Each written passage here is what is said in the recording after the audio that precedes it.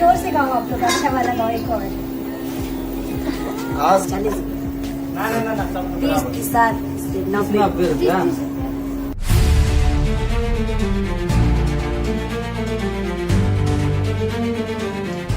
सच में दोस्तों मनी महाराज इस समय अपने फैंस को झटके पर झटके देते जा रहे हैं। तो आप लोग सही सुन रहे हैं, मनी महाराज जो कि भोजपुरी के कॉमेडियन स्टार मनी महाराज हैं, जो कि अभी के समय जेल से वो निकले हैं और अभी के समय जा रहे हैं वनु द ग्रेट से शादी करने, निकल पड़े हैं दिल्ली में।